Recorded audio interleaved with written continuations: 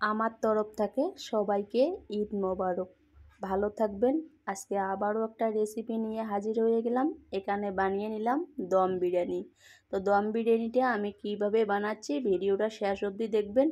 এখানে নিয়ে নিলাম আমি 3 পোয়ার মতো চাল, 1 কেজি নিয়ে নিলাম দেশি মুরগির মাংস, 1 বাটি দিয়ে দিলাম টক দই, আদরক রসুনের পেস্ট দিয়ে দিলাম, হলুদ পাউডার, স্বাদ মতো দিয়ে দিলাম লবণ, মরিচ পাউডার, জিরে ধনিয়া পাউডার দিয়ে দিলাম 1 চামচ, গরম মশলা, ধনিয়া পাতা, ডালচিনি, তেজপাতা, ছোটো এলাচ, বড় এলাচ, আর দিয়ে দিলাম একটা তারা, আর দিয়ে দিলাম লং। দিয়ে এদিকে আমি কড়াই বসিয়ে দিলাম। কড়াইয়ের মধ্যে আগের থেকে কেটে রাখা পেঁয়াজ একটু লাল করে আমি ভেজে নিব। ভেজে নেওয়া হয়ে গেল। এখন আমি উঠিয়ে দিয়ে দিব মাংসের উপরে দিয়ে দিলাম। আর যে পেঁয়াজটা ভেজে নিলাম তার 1 চামচের মতো তেল দিয়ে দিলাম আমি।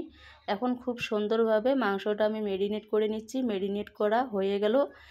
10 মিনিটের মতো রেস্টে রেখে দিলাম। আর ওই কড়াইয়ের মধ্যে দিয়ে দিলাম আর একটু তেল, ফোড়নে দিয়ে দিলাম জিরে, দিয়ে দিলাম মাংসটা দিয়ে আমি খুব সুন্দরভাবে কষিয়ে নিব।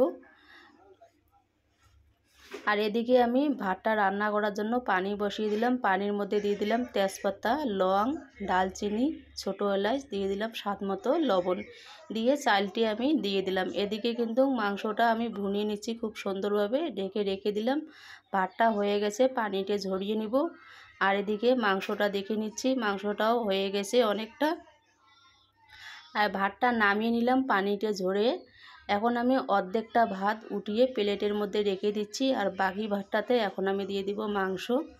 আর মাংসগুলো দিয়ে দেওয়া হয়ে গেল। এখন আমি দিয়ে দিব ধনিয়া পাতা, একটু পেঁয়াজ ভাজা দিয়ে আবারও আমি উপর দিয়ে দিচ্ছি ভাত। দিয়ে দেওয়া হয়ে গেল। এখন দিয়ে দিব আবারও মাংস দিয়ে আবারও দিয়ে দিলাম উপর দিয়ে ভাত। দিয়ে দিচ্ছি পেঁয়াজ ভাজা, কেটে রাখা ধনিয়া দিয়ে এখানে আমি আগের থেকে দুধ দিয়ে ভেজে রেখে দিয়েছি একটু কালার, সেই কালারটা আমি দিয়ে দিচ্ছি। আপনারা চাইলে কিন্তু স্কিপ করতে পারেন। তো এদিকে আমি দমে দেওয়ার জন্য একটু আটা সাইড দিয়ে লাগিয়ে নিচ্ছি। এখন আমি দমে বসিয়ে দিলাম। হয়ে গেছে মাশাআল্লাহ, দেখতে পাচ্ছেন অনেক সুন্দর হয়েছে বিরিয়ানিটা। আর এদিকে একটা প্লেট নিয়ে নিলাম। প্লেটের মধ্যে এখন আমি পরিবেশন করব। আর এই রকম দম বিরিয়ানি কার কার পছন্দ আপনারা কমেন্টে জানিয়ে দিবেন। এখন আমি প্লেটে ঢেলে নিচ্ছি। দেখতে পাচ্ছেন মাশাআল্লাহ, দম বিরিয়ানিটা কিন্তু অনেক সুন্দর হয়েছিল খেতে। দেখা হবে আবারও নতুন কোনো রেসিপির সাথে। এখনকার মতে খোদা হাফেজ, ভালো থাকবেন।